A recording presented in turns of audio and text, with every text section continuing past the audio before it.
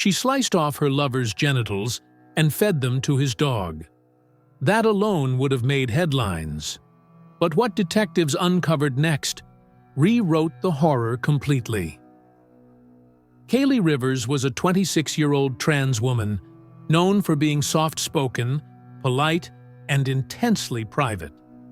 Her friends thought she'd finally found someone, an older man who treated her with care, consistency, and no judgment.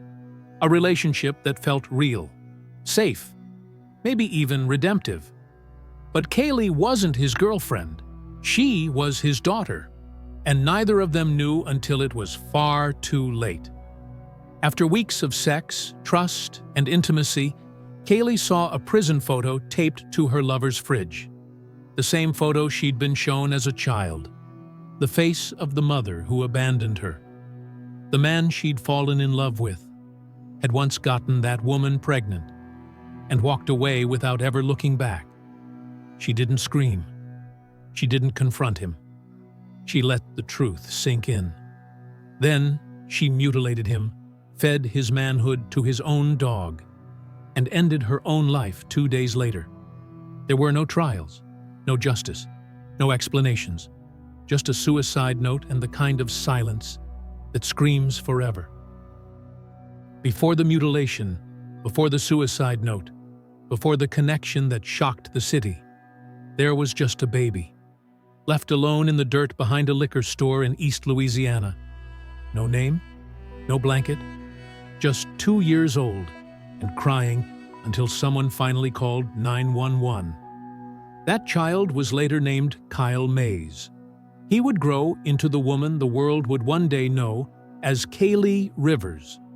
Investigators later pieced together that the woman who abandoned him was Lorraine Mays, a 25-year-old with a history of drug charges, vagrancy, and emotional instability. According to court records, Lorraine had been in and out of holding facilities for most of her adult life. She gave birth to Kyle while living in a halfway house and fled shortly after. Months later, she was arrested for theft and child endangerment in an unrelated case.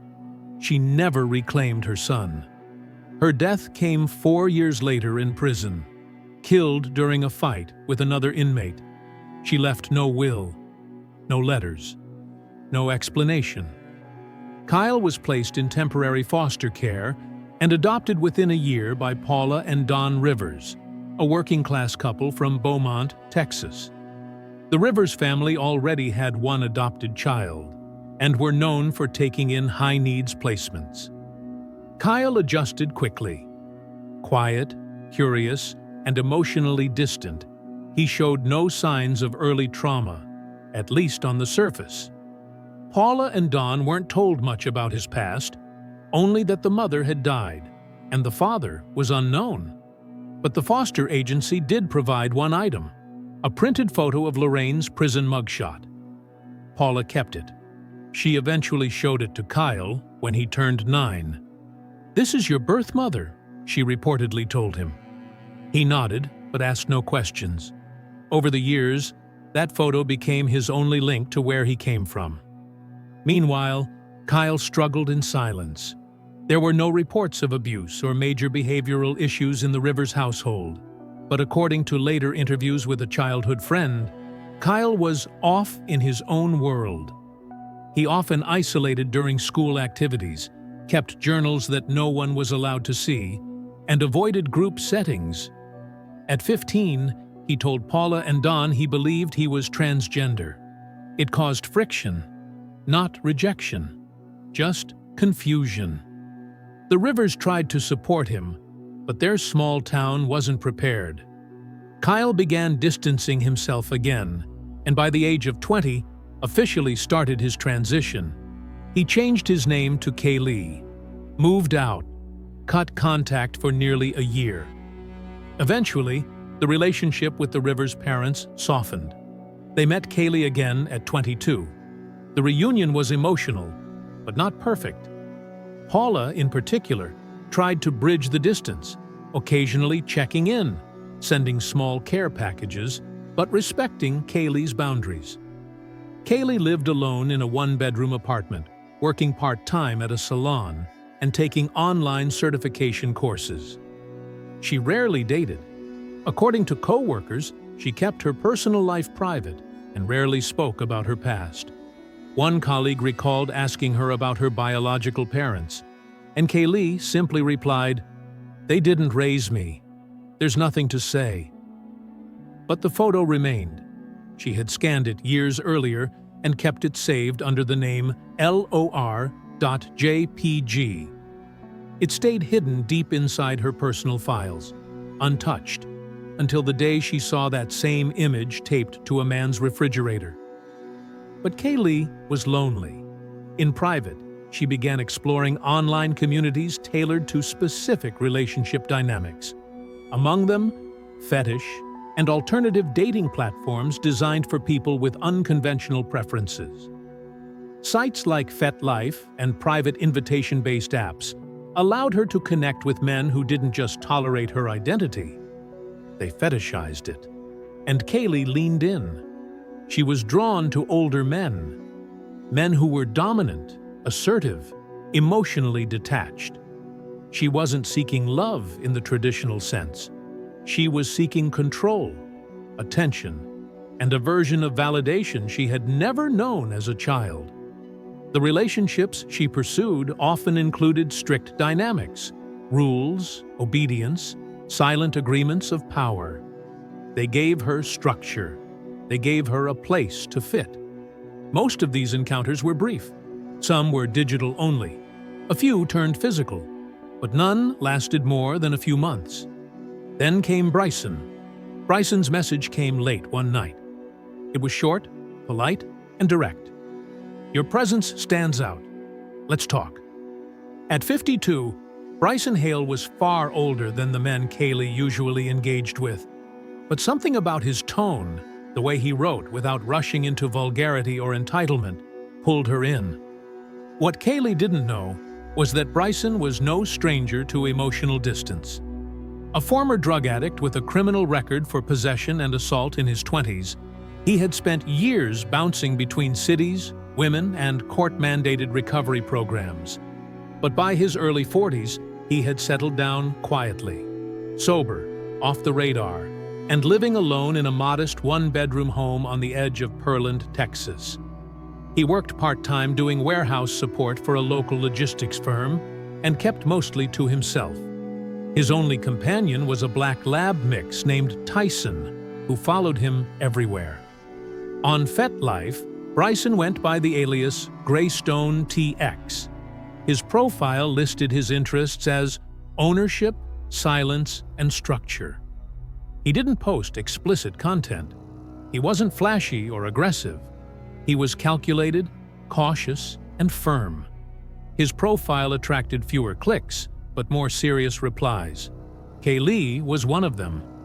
Their chats escalated slowly at first, talking about limits, preferences, boundaries. But within a few days, they were discussing more than fetishes. Bryson asked Kaylee about her routines, her favorite music, whether she liked storms. He wasn't intrusive, he was present. For Kaylee, who had spent most of her adult life being viewed either as an object or an inconvenience, Bryson's attention felt like stability. His words were measured. His presence was calm. Their video chats became regular. They exchanged phone numbers. Eventually, Bryson invited her over for dinner. The first time she visited his home, she stayed for 8 hours. That night, nothing sexual happened. They sat, talked, drank tea. He showed her Tyson's toy basket, his old record player, his modest shelf of crime novels. He didn't try to dominate her physically. He just paid attention. It was the beginning of a bond Kaylee had never experienced. And it moved fast. Within 3 weeks, she was spending weekends there.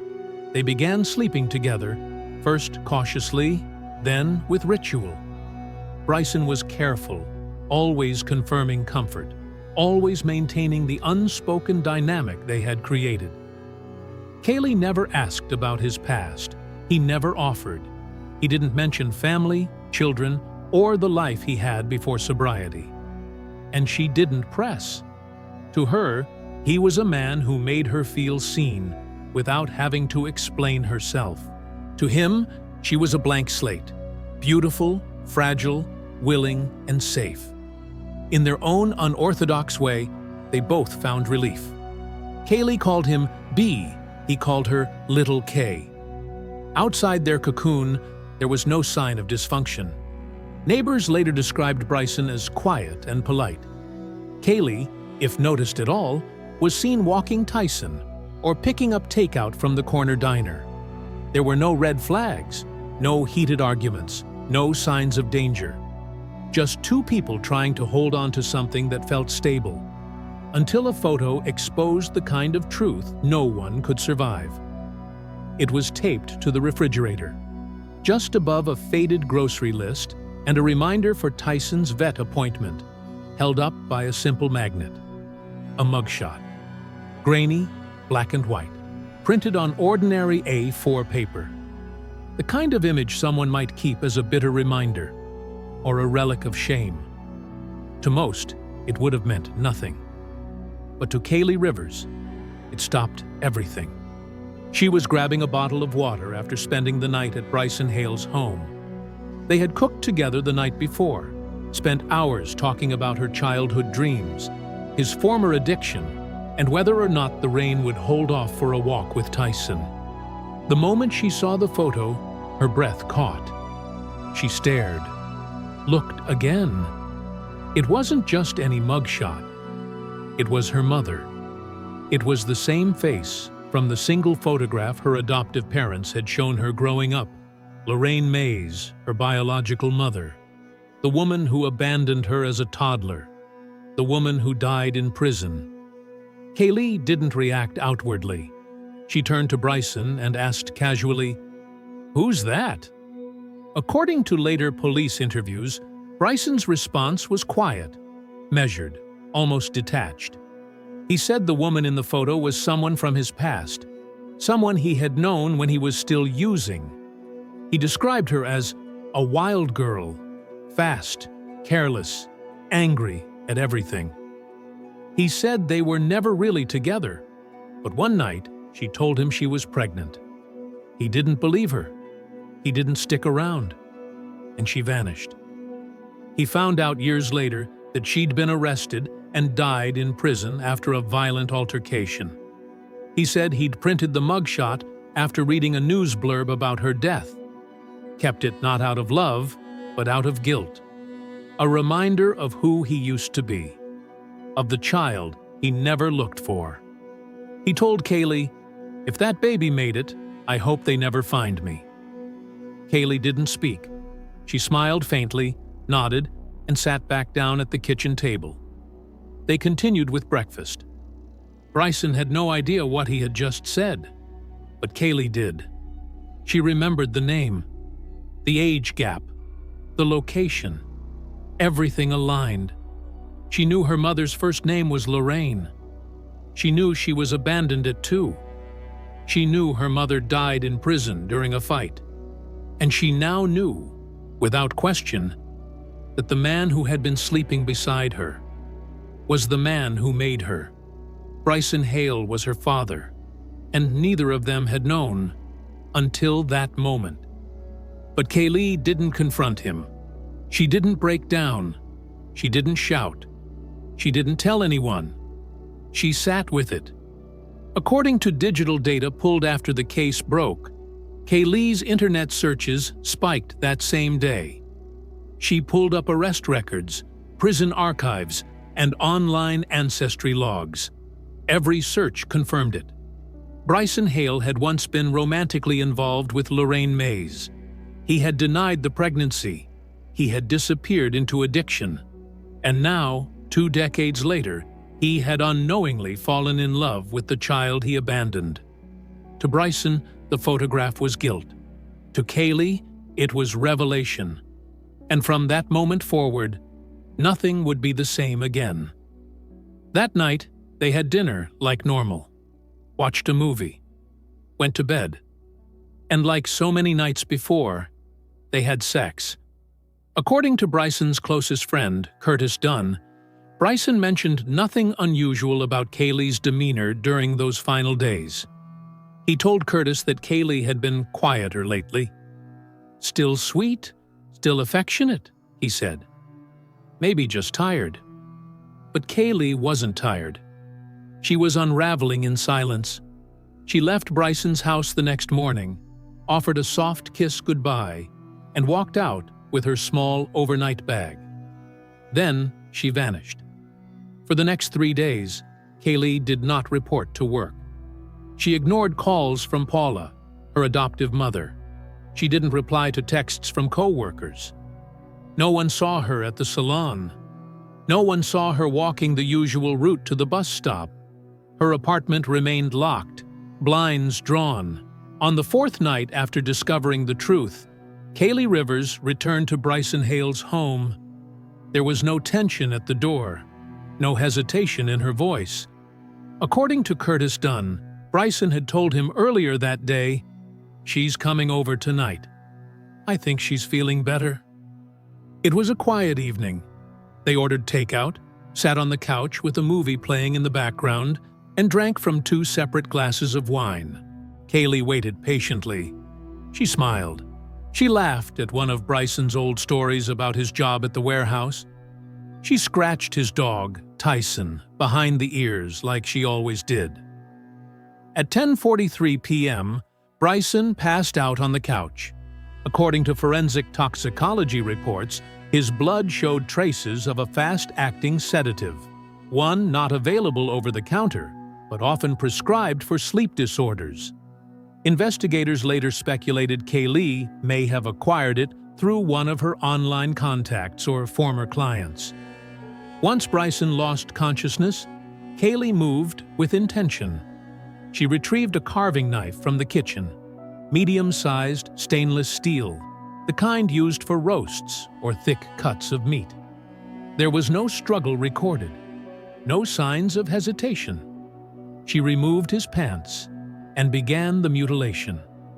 Bryson awoke mid-procedure, but by then, the physical trauma was beyond repair. Arterial damage from the castration caused rapid blood loss, leading to hypovolemic shock. According to the coroner's report, he remained alive for approximately 4 minutes after regaining consciousness. His fingernails were cracked, suggesting brief movement or attempted resistance. Blood was smeared along the edge of the couch and partially across the floor, indicating he tried to sit up or drag himself, but he didn't make it far. Kaylee did not flee. She collected the severed genitals, stepped outside, and called for Tyson. The dog approached immediately. According to Curtis, Tyson had been raised since he was a puppy. Gentle, obedient, and food-motivated. Kaylee threw the mutilated organ into the backyard grass. The dog sniffed it, then carried it off. Inside the house, Bryson was already gone. Kaylee washed her hands. She wiped down the doorknob. Then she took out her phone and texted Curtis at 11:19 p.m. "Your friend is dying. Help him." Curtis later told investigators that he didn't believe the message at first. He thought it was a dramatic breakup or a prank. But something about Kaylee's tone, the cold finality of it, made him uneasy. He called Bryson immediately. No answer. He drove over within the hour. By the time he reached the home, Bryson was sprawled across the living room floor, partially clothed, unresponsive. The knife was on the carpet. The blood trail was unmistakable. Tyson was pacing in the backyard. There were visible remains near the shed. Curtis called 911 at 12:07 a.m. Emergency services arrived 7 minutes later. By then, the scene was already unsalvageable. Curtis gave Kaylee's name to police. An alert was issued, but she was already gone. Detectives from the Violent Crimes Unit immediately flagged her as the primary person of interest. Her last known address led officers to a small apartment complex 30 minutes away. They knocked. No response. Neighbors reported not seeing her in days. Officers obtained a warrant and entered the unit on the afternoon of the second day. Inside, everything was clean. Too clean. The trash had been taken out, dishes stacked neatly. No signs of a struggle or hurried exit. On the nightstand beside the bed was a single white envelope. On it, "I am not your horror story." Kaylee Rivers was found lying in bed, dressed in casual clothes, with an empty glass beside her and an opened bottle of powdered sleeping agents. A toxicology report would later confirm she had ingested a lethal dose of sedatives mixed with alcohol. There was no pulse. She had been dead for at least 18 hours. There were no signs of self-harm. No defensive wounds, no violence, just a sealed apartment. And the kind of silence that told investigators this was always going to be the end. The sealed envelope was taken into evidence. It would become the final window into her mind, and the only explanation anyone would ever receive. It read, "I needed someone to love me. I found him, and he gave me what he could. Without knowing what I was, I gave it back, not to hurt him, but to erase him, because I was never meant to exist." No name was signed at the bottom, no apology, no anger, just a final period, and silence. The note was authenticated, scanned, and preserved in the case file. Investigators ordered expedited DNA testing. The results arrived 2 weeks later. A 99.98% parental match between Kaylee Rivers and Bryson Hale. He was her biological father. There was no doubt. With both parties deceased and no one left to charge, the case was formally closed. No criminal trial, no grand jury, no courtroom testimony. There was nothing to prosecute. The autopsy reports were sealed. The note was classified under psychological evidence. The dog, Tyson, was placed with a local rescue group and adopted by a new family. The story never made national headlines. There was no justice, no healing. If this story made you feel anything, hit that subscribe button. Because on this channel, we don't just tell stories, we drag the truth out from where it's been hiding, and we leave no secret buried.